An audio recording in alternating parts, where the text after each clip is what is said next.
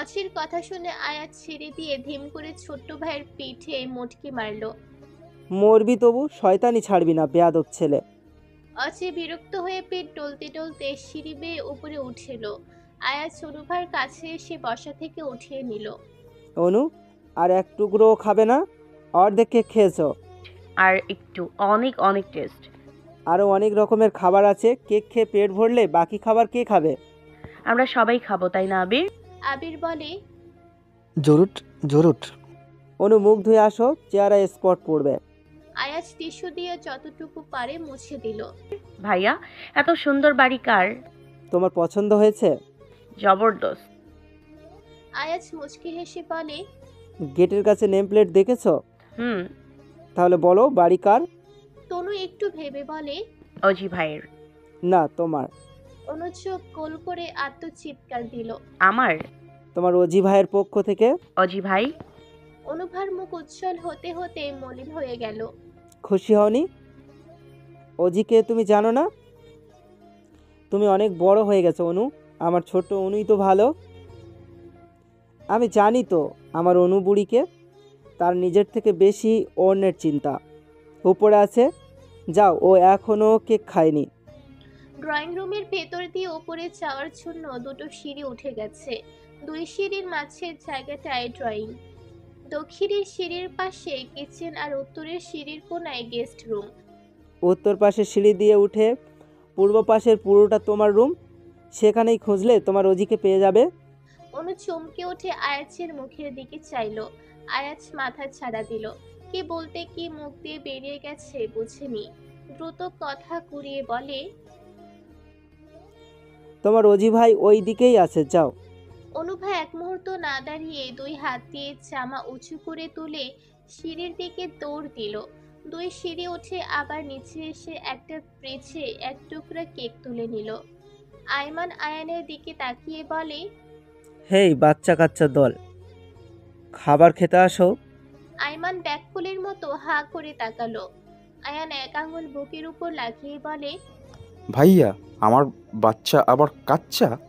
আয়ানের অ্যাক্টিং দেখে সবাই হাহা করে হেসে উঠল। রিহাম আয়মানের কাঁধে হাত দিয়ে বলে, তোমাদের বংশে কি মেয়ের সংখ্যা কম? না মানে অনুকে নিয়ে এত আনন্দ আমি কখনো এমন দেখিনি। আয়মান মুচকি হাসলো। কথা সত্যি যে আমাদের বংশের মেয়ে নাই বললেই চলে, কিন্তু আমাদের অনু এই বংশের অনেক সাধনার ফল বলতে পারো। ছোট চাচুর বিয়ের 10 বছরেও কোনো বাচ্চা হয় না। অনেক চিকিৎসা কবিরাজি করেও যখন বাচ্চা হয় না, তখন সবাই হাল ছেড়ে দিয়েছিল। ছোট চাচি একবার ভেঙে পড়েছিল। হঠাৎই একদিন শাশুড়ি অসুস্থ হয়ে গেলে হসপিটালে নিয়ে পরীক্ষা করে জানে অনু পেটে। রিহাম অনু হলো আমাদের আদরের ছানা। ছোট থেকে এ পর্যন্ত কখনো বড়দের মুখের উপর কথা বলা তো দূর, চোখ তুলে তাকায়নি পর্যন্ত। দেখো না বড় হয়েছে, তবুও আদুরে ছানা লাগে। কতটা মার্জিত। কার আদর্শে বড় হয়েছে? আয়াজ ভাইয়া। অনুবার বাবা মা কি দেখছি না, উনারা কোথায়? আয়মানের মুখ কালো হয়ে গেল। কার অ্যাক্সিডেন্টে মারা গেছে। কি? হুম। রিহাম ছিল আকাশ থেকে পড়ল। তার মানে অনুবা এত্তি?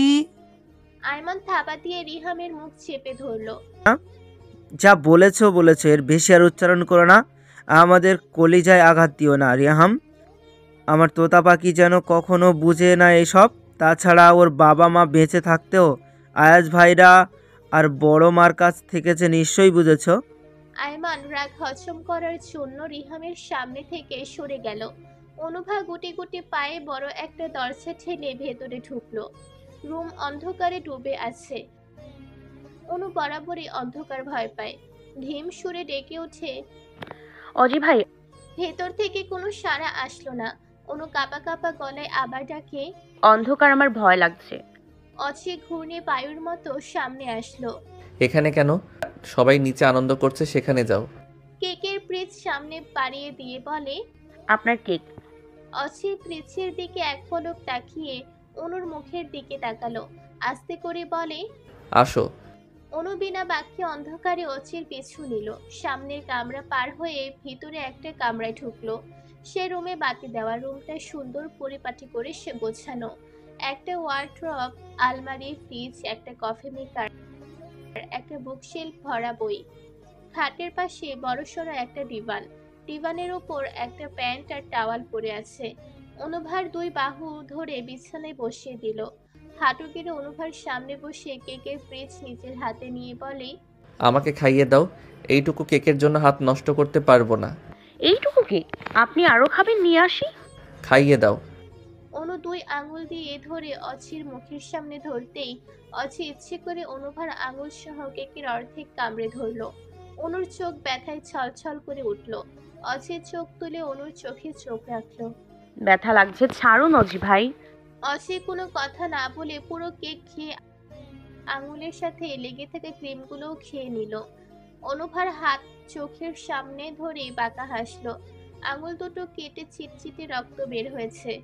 অনুভূতি, কেকের থেকেও তোমার হাড্ডিওয়ালা আঙুল বেশি সফট অ্যান্ড টেস্ট। অনুভা ব্যথা ভুলে লজ্জায় মাথা নুয়ে ফেলল। অছি উঠে অ্যান্টিসেপটিক এনে আঙুলে লাগিয়ে দিল। মাথার হিজাব খুলে পাতলা একটা ওড়না গায়ে ছড়িয়ে দিল। কফি খাবে? অনুভা ওপর নিচ মাথা নাড়িয়ে হ্যাঁ বলল। অছি দ্রুত 2 কাপ কফি করে অনুভার কাছে আসলো। বারান্দায় চলো, রাতের শহর দেখাবো আর কফি খাবো। বলেই অছি চলে গেল। অনু উঠে দাঁড়াতে দেয়ালে চোখ আটকে যায়। দেয়ালের সাথে লাগানো একটা ছবির ফ্রেম, একদম ছোট্ট একটা হাত আরেকটা হাতের একটা আঙুল আঁকড়ে ধরে আছে। বাচ্চার হাতে কালচেটে কে যেন ছোপ ছোপ দাগ লেগে আছে। ছবির পাশে 3টি লাইন লেখে, রক্তের সম্বন্ধ, হৃদয়ের স্পন্দন, মরণের কারণ তুই। অনুভা বেশ কিছুক্ষণ ছবিটা দেখে রুম থেকে বেরিয়ে অচির পাশে দাঁড়ালো। অনুভা রাতের শহর দেখে মুগ্ধ হয়ে গেল। সে কখনো এত রাত্রে রুম থেকে বের হতো না।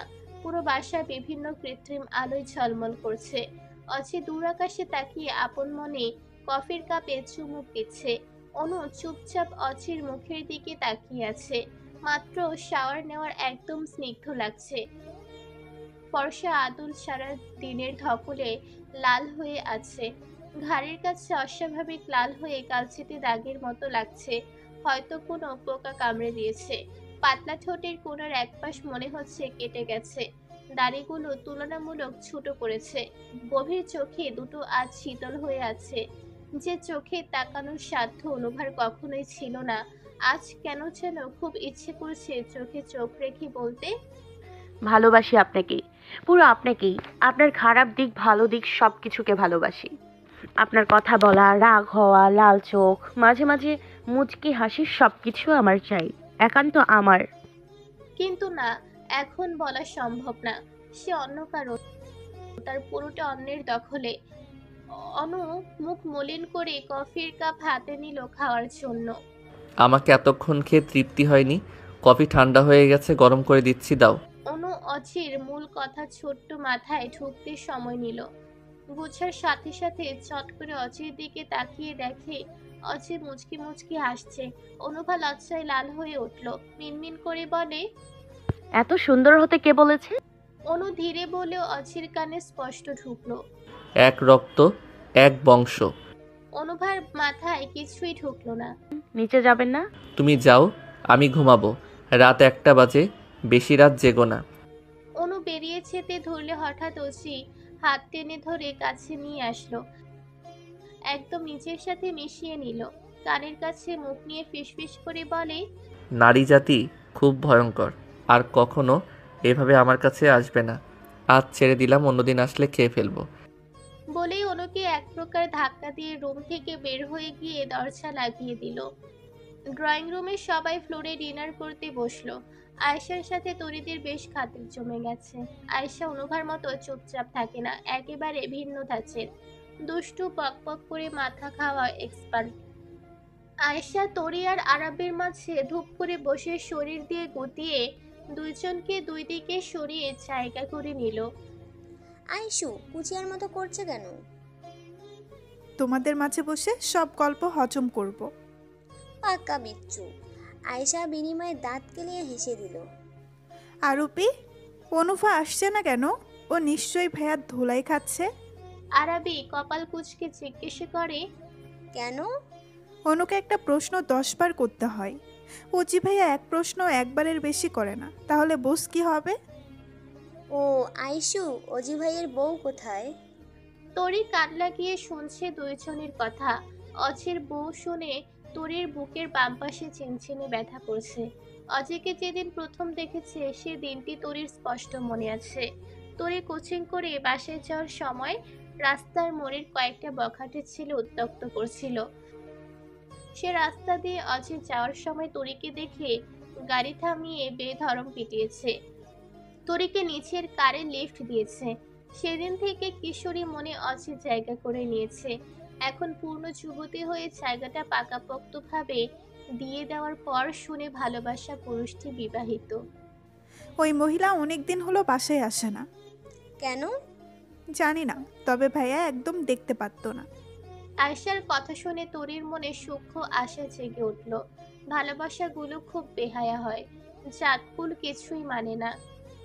ভালোবেসে বিয়ে করে এখন এমন করছে কেন? ভালোবেসে বিয়ে করেছে কি না জানি না। কখনো ভালোবাসার নজর তো দূর, তিথি আপুর দিকে চোখ তুলেও দেখতো না। একদিন কি হয়েছে জানো আপি? রাতে আমার পানির পিপাসায় ঘুম ভেঙে যায়। রুমে পানি না থাকায় কিচেনে গিয়ে দেখি তিথি আপুর হাত গরম তেলের বাজে ঠেসে ধরেছে। তিথি আপুর মুখ ওড়না দিয়ে বাঁধা থাকার কারণে কোনো আওয়াজ করতে পারছে না, কিন্তু গলা কাটা মুরগির ন্যায় ছটফট করছে। আমি ওই ভয়ঙ্কর দৃশ্য দেখে চিৎকার দিয়ে উঠি। ভাইয়া দৌড়ে এসে আমার মুখ চেপে ধরে বলে, আপু ও ভালো মেয়ে না, ওই হাত দিয়ে আমাদের অনেক বড় ক্ষতি করেছে, তাই শাস্তি দিলাম। আমি যেন কাউকে না বলি এটা বলে ভাইয়া সরে যায়। সেদিন সকালে উঠে তিথি আপু চলে গেছে, এরপর আর বাড়ি আসেনি। আয়েশার কথা শুনে আরাবি আর তরি অবাক হয়ে তাকিয়ে আছে। অছি এত নির্দয় তারা কেউ মানতে পারছে না। আরাবি যতবার অছিকে দেখেছে সবার সাথে বিনয়ী আচরণ করেছে, হাসে না আবার রেগেও থাকে না। পুরুষ মানুষ হিসেবে যেভাবে থাকলে তাদের ওয়েগ ঠিক থাকবে আরাবি সেভাবেই দেখেছে। ছেলেটিকে এক দেখাতে সে কোনো মেয়ে ঘায়েল হবে এটা আরাবি মনে প্রাণে মানে। নাহিদা অছিকে পছন্দ করে এটা শুনেছে, আর করবে নাই বা কেন। খানবংশীর সব থেকে সুদর্শন যুবক অছি, তবে আরাবি বড় ভাইয়ের নজরে ছাড়া কখনো অন্য নজরে দেখেনি কোনোদিনও। অছি এত বছরে অনুভা তাদের বাড়ি যাওয়ার পর গুনে গুনে কয়েকটা কথা বলেছে, তবুও অনুভার সূত্রে। অজি ভাই এত ভয়ঙ্কর? ভুল ভাবছো আরুপি, ভাইয়া খুব শান্ত ভদ্র, কিন্তু ভাইয়া একবার রেগে গেলে সব তছনছ করে ফেলে। সেদিন কেন যেন খুব রেগে গিয়েছিল, তবে বাড়ির কারো ক্ষতি দেখলে এক মুহূর্ত চুপ থাকে না। আর সেটা যদি হয় অনু, তাহলে তো কোনো কথাই নেই। তাহলে অনুভার সাথে রেগে যায় কেন? ওই তো মিনমিন করে বেশি। ভাইয়া চাই অনুভা শক্ত মজবুত হোক, যা বলবে স্পষ্ট করে বলবে, ভয় কম পাবে, কিন্তু অনুর মাঝে এই গুণের সবগুলো নিজের মাঝে মিশিয়ে রেখেছে। তিথি আপুর কাছে যায় না? জানি না, মনে হয় যায় না। তোমাদের কখনো মারেনি? তোরে জিজ্ঞাসা করলে আয়েশা বলে, আমাদের বংশে মেয়েদের গায়ে হাত দেওয়া নিষিদ্ধ, তবে অজি ভাইয়া অনুকে একবার মারতে গিয়েছিল। অনু 1 মাস জ্বর থেকে ওঠেনি। মারতে গিয়েছিল? কেন? না বলে বান্ধবীর ভাইয়ের জন্মদিনে গিয়েছিল, আর ছেলেটা অনুকে পছন্দ করত। আরাবি আর তরি গোল গোল চোখ করে আয়েশার দিকে তাকালে আয়েশা হেসে দিয়ে বলে, আরে তোমাদের তাকানো দেখে আমার হার্টবিট মিস হয়ে যাচ্ছে। তখন অনু আর আমি ক্লাস 6-এ পড়ি। অনু এসবের কিছুই জানতো না। আরাবির এক মুহূর্ত মনে হয় দম বন্ধ হয়ে যাবে। বড় ভাইয়ের করুণ চেহারা চোখের সামনে ভেসে উঠেছিল, তবে সুযোগ একটা সৎ ব্যবহার করতে ভুলল না। আইশু, অনু পাখি কি কাউকে পছন্দ করে? আয়েশার উজ্জ্বল চেহারা এক মুহূর্তেই ধপ করে নিভে গেল। চোখের সামনে 2 মাস আগের দৃশ্য ভেসে উঠল। অছি ভাইয়ের সাথে তিথিকে দেখে পাগলের মতো লাফিয়ে চিৎকার করে কেঁদেছিল। সেদিন দেখেছে একটা মেয়ের ভালোবাসা হারানোর বুক ফাটা আত্মচিৎকার। অনুর কান্না দেখে বাড়ির প্রতিটি মানুষ কেঁদেছে। অছি ভাই নিচেও তো কম কাঁদেনি। যেদিন অনু চলে গেল অছি ড্রয়িং রুমে হাঁটু গেড়ে বসে পাগলের মতো চিৎকার করেছে, কিন্তু কেউ তার কাছে যায়নি। সন্ধে পর্যন্ত সেভাবে বসে থাকার পর আয়েশা 1 গ্লাস পানি দিয়ে অছিকে দিলে অছি বিনা বাক্যে গ্লাসটা ফাঁকা করে। সারাদিনে না খাওয়া অছি এলোমেলো পায়ে উপরে উঠে তরিকে অনুভার রুম থেকে বের করে ধাক্কা দিয়ে ফেলে দিয়ে সে ভাবে সিঁড়ি বেয়ে ধুপ ধুপ করে নেমে চলে গিয়েছিল। 1 মাস পর বাসায় এসে তরির জীবন বিষিয়ে তুলেছে। আয়েশা কিছু বলার জন্য হা করেছে মাত্র, সাথে সাথে আয়াজ বলে, আয়শু, খাওয়ার সময় কথা বলো না। আয়াজের শীতল বাণীতে সবাই চুপ হয়ে গেল। খাবারের মাঝে মাঝে সাবির, সাকির, আবির এটা ওটা বলে সবাইকে হাসিয়ে ছাড়ছে। খুকি তো পারতে না পারতে আয়মানকে গিলে খাবে। রিহাম চুপ করে আছে। অচে একবার বলতে এসে তো সবাইকে জোর করে নিয়ে এসেছে একমাত্র অনুভাকে দেখার জন্য। এখানে আসার পর মেয়েটিকে কয়েক মুহূর্ত ছাড়া চোখের সামনে একবারও পড়েনি। রিহাম যথাসাধ্য নিজেকে স্বাভাবিক রেখেছে। যদি একবার কেউ তার মনের চোর ধরে তাহলে অনুভার ভাইগুলো তুলে আছাড় দিতে 1 সেকেন্ড সময় নিবে না। হঠাৎ উপর থেকে অনুভার চাপা কান্নার আওয়াজ শুনে আয়াজ বসা থেকে লাফ দিয়ে উঠল। আয়মান, অনুর কান্নার আওয়াজ না? বলে 1 মুহূর্ত না দাঁড়িয়ে উপরের দিকে দৌড় দিল। আয়াজের দৌড় দেখে পিছে পিছে বাকিরাও ছুটল। অসি দরজা লাগিয়ে উল্টো ঘুরতে অনুভার চিৎকার কানে আসার সাথে সাথেই দরজা খুলে দেখে অনু নিচে কাত হয়ে পড়ে কান্না করছে। অচি দ্রুত অনুকে টেনে তুলল। কি হয়েছে? পড়ে গেলে কিভাবে? অচি অনুভার অবস্থা দেখে আটকে উঠল। মেয়েটি ভয়ে জড়সড় হয়ে আছে। অচি টান দিয়ে বুকের সাথে চেপে ধরল। উৎকণ্ঠে জিজ্ঞাসা করলো, কি হয়েছে বলো, কোথায় লেগেছে তোমার? অজিকে বলো, আমার পাখি, বলো। অনু রাগে অচির থেকে নিজেকে ছাড়াতে ব্যস্ত হয়ে গেল। অচির বলা কথাগুলো বোকা মেয়ে কানেই তুলল না। ছাড়ুন বলছি, আপনি ধরবেন না আমাকে। কোথায় লেগেছে বলো পাখি। অনু জামার হাতা সরিয়ে দেখিয়ে বলে, আপনি শুধু আমাকে আঘাত দেন, দেখেন কি হয়ে গেছে। অচি রুম থেকে ধাক্কা দিয়ে বের করে দিলে দুর্বল শরীরে দাঁড়িয়ে থাকতে না পেরে পরে গিয়ে হাতের কোনোই ব্যথা পেয়েছে। জায়গাটা লাল হয়ে গেছে। অচি হাতা আলগা করতে অনু পিছিয়ে আসলো। অন্ধকার ছিল রুম, আমি ভয় পেয়েছি। আর আসবো না আপনার কাছে, কথাও বলবো না। অনু কান্নার কারণে কথা আটকে বলছে। চোখ দিয়ে ঝরঝর করে পানি ঝরছে। ইচ্ছে করে ব্যথা দেইনি, ক্রিম লাগিয়ে দেই, আসো। কথা বলবো আপনার সাথে। আমার সাথে কথা না বললে থাকবো না এই বাসায়। অনু রাগের মাঝেও আটকে উঠল। অচে এই বাসায় না থাকলে অনু কিভাবে থাকবে? এটা কিছুতেই হতে পারে না। না হোক তার, তবুও তো চোখের সামনে থাকবে। লাগবে না আপনার ক্রিম, আমার কেক ফেরত দেন। অচে বেকুব বনে গেল। অবাক হয়ে অনুভাকে দেখছে। উপরের দাঁত দিয়ে নিচের ঠোঁট কামড়ে ধরে কুঁচকে তাকিয়ে আছে। আমার কেক ফেরত দেন। আপনি আমার কেক খেয়েছেন, কেক খেয়ে শক্তি করে আমাকে ব্যথা দিয়েছেন। আমি কি খেতে চেয়েছিলাম? তুমি তো নিয়ে আসলে। আনলেই খেতে হবে, আমার কেক চাই। অচে অনুভার দিকে এগিয়ে আসতেই দেখে এক গাদা লোক এসে অনুভার পিছনে দাঁড়িয়ে আছে। সবার চোখে কৌতূহল থাকলেও আয়াজের চোখে আগুন জ্বলছে। আয়াজ রাগে তীক্ষ্ণ কণ্ঠে বলে, অনু কাঁদে কেন? কি করেছ? তোমার দুলালিকে জিগাও। অনু পাখি, কি হয়েছে? তুমি কাঁদছো কেন? ভাইয়াকে বলো। আমার কেক দিতে বলেন, আমার কেক খেয়ে আমাকে ভয় দেখিয়েছে। ভয় দেখিয়েছে? অজি, ও কি বলে? কিসের ভয় দেখিয়েছ? চোর কি বলবে নাকি? আমাকে এখানে বের করে দিয়ে দরজা লাগিয়ে দিয়েছে। আমি অন্ধকার ভয় পাই না। মনে হলো চতুর্দিক থেকে কালো কালো ভূত এসে আমাকে ঘিরে ধরেছে। অনুর কান্না জোর বেড়ে গেল।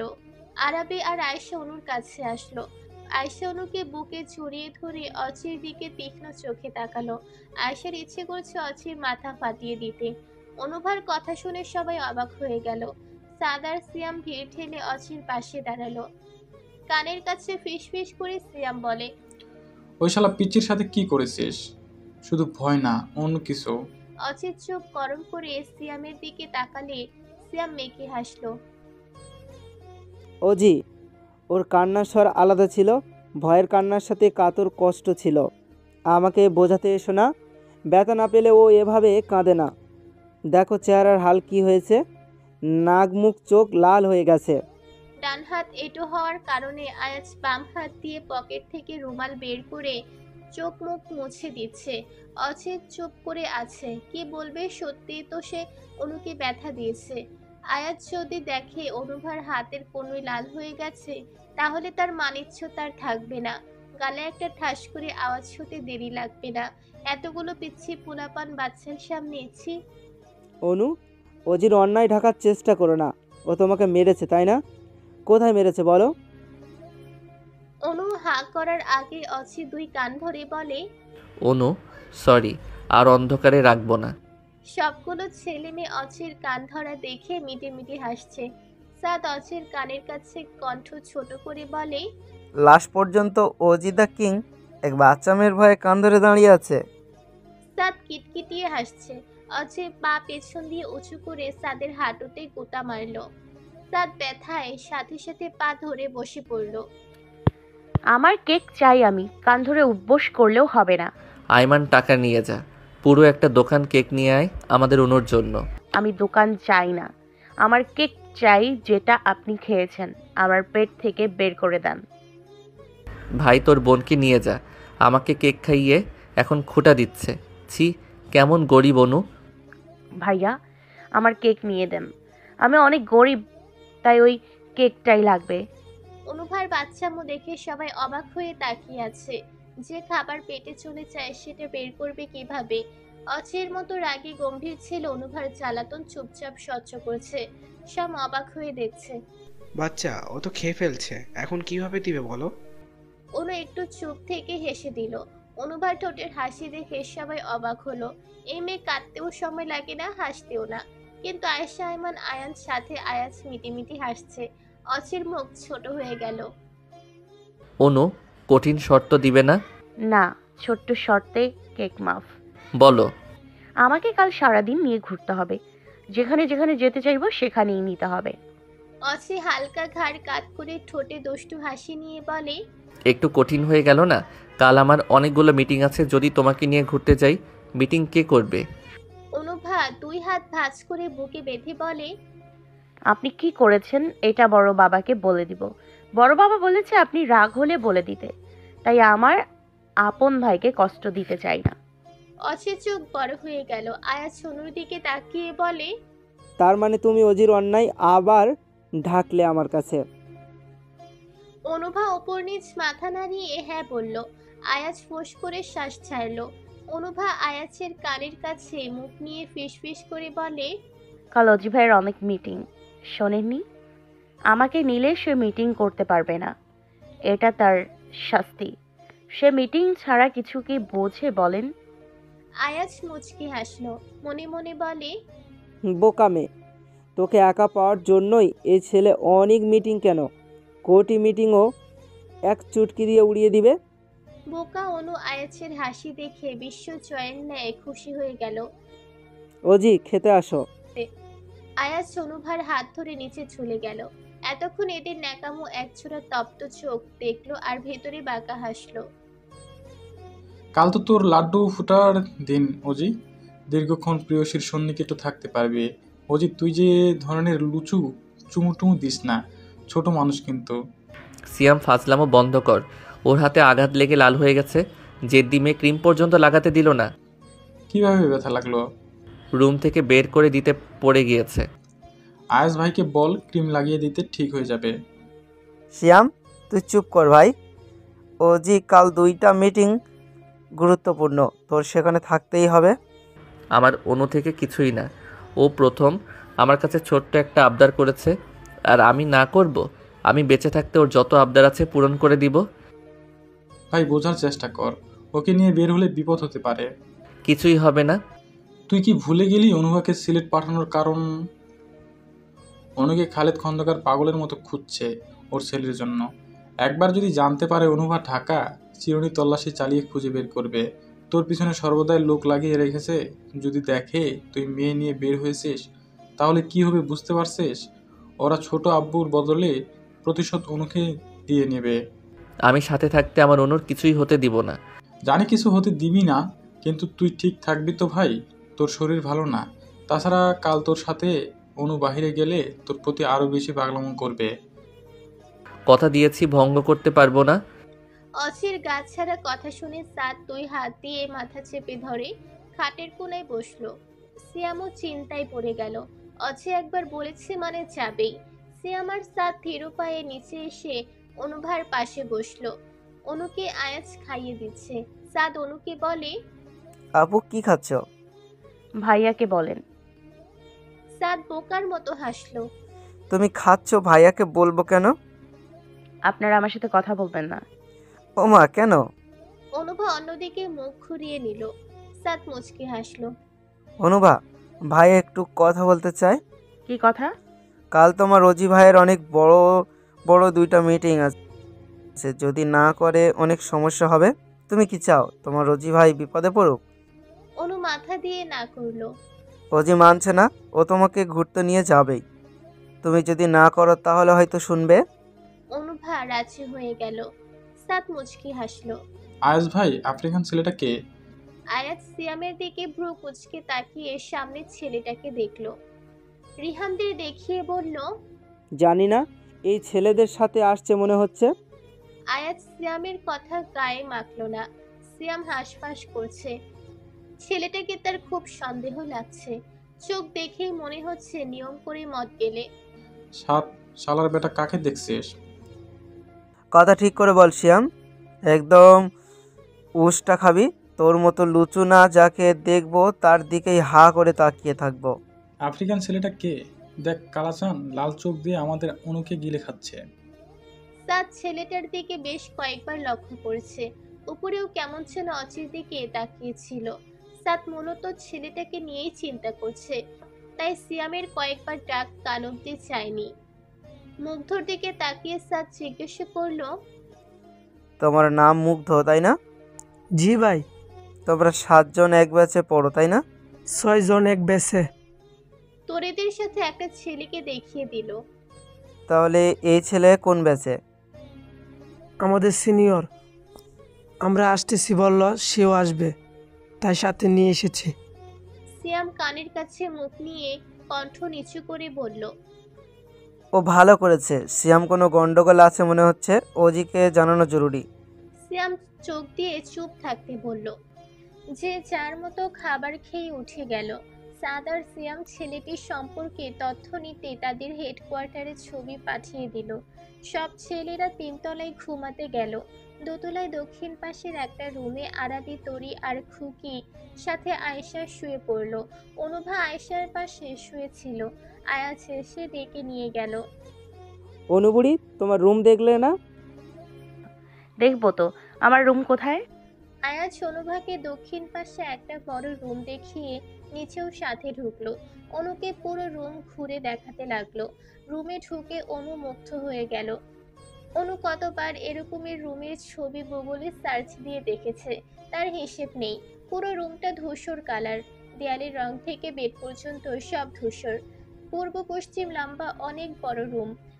পূর্ব সাইডে একটা রাজকীয় খাট বিছানো। দুই পাশে দুটো সাইড টেবিল। টেবিলের উপরে দুটো 4 কোণা ল্যাম্পশেড। পশ্চিম কোণার দক্ষিণে পাশে একটি ডিভান, মাঝে দরজা। ডিভানের দেওয়াল পুরোটাই ঠাই লাগানো। অনু পর্দা তুলে লাফিয়ে উঠল। উত্তর কোণায় কয়েকটা সোফার সামনে টেবিলে কম্পিউটার সেট করা। মাঝে দরজা খুলে অনুভা বিস্মিত হয়ে গেল। বেশ বড় একটা বারান্দা, যেটা দেখে খুশিতে আত্মহরা সেটা হলো লেক। বারান্দায় দাঁড়িয়ে মনে হচ্ছে বাড়িটা লেকের উপর দাঁড়িয়ে আছে। লেকের ঠান্ডা হাওয়া এসে শরীর কাঁপিয়ে দিচ্ছে। গরমের দিনে কৃত্রিম বাতাসের প্রয়োজন পড়বে বলে মনে হচ্ছে না। বারান্দার একপাশে খাঁচা দেখে এগিয়ে গেল। খাঁচার মধ্যে একজোড়া খরগোশ ছানা ছোট ছোট চোখে অনুকে দেখছে। খাঁচার দরজা খুলে খরগোশ ছানা দুটো আলতো হাতে ছুঁয়ে দিল। তুলতুলে ছানা ধরে অনুভা খিলখিল করে হেসে উঠল। ভাইয়া, আমার হাতে চিমটি কাটুন, মনে হচ্ছে স্বপ্ন দেখছি। অনুভা বসা থেকে একটা হাত বাচ্চাদের মতো আয়াছের দিকে বাড়িয়ে দিল। আয়াজ হেসে দিয়ে নিচের দিকে ঝুঁকে অনুভার গাল টেনে দিল। ভিতরে চলো, অনেক রাত, এখন ঘুমাবে। এই পোশাক পাল্টে নাও, কাবার্ডে তোমার সব জামা কাপড় আছে। অনুভা বিনা বাক্যে রুমে ঢুকলো। আয়াজ বিছানা ঠিক করে অনুভাকে শুতে বলে পেরিয়ে গেল। অনুভা চুপ করে শুয়ে আছে, একটুও ঘুম আসছে না। একে নতুন জায়গা, তার মাঝে রুমটা অনেক বড় হওয়ায় একটু ভয় লাগছে। এপাশ ওপাশ করতে করতে অনেক সময় পর হলেও ঘুম চোখে আসার নাম নেই। চোখ যেন ফুলে বড় হয়ে গেছে। হালকা ব্যথা করছে, মাথা ভার ভার লাগছে। শুয়ে থাকতে একটুও ভালো লাগছে না, অস্থির লাগছে। অনু আস্তে আস্তে করে উঠে খাট থেকে নেমে স্লিপার পরে নিল। পূর্ব পাশে দরজা খুলে রুম থেকে বেরিয়ে আসলো।